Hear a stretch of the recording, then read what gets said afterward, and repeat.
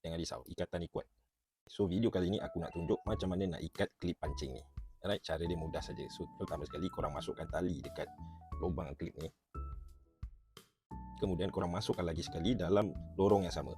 Ya, masuk, pusing, masukkan balik dekat sini. Okay, so dia akan jadi begini. Bentuk dia akan jadi begini.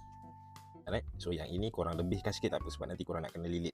Okay, masukkan jari korang sebagai penanda supaya dia tak terkemut-kemut nanti. Okay, yang panjang ni korang lilit dekat tali ni 5 kali. 3. Okay, and then masukkan balik dekat dalam lubang ni. Kemudian tarik.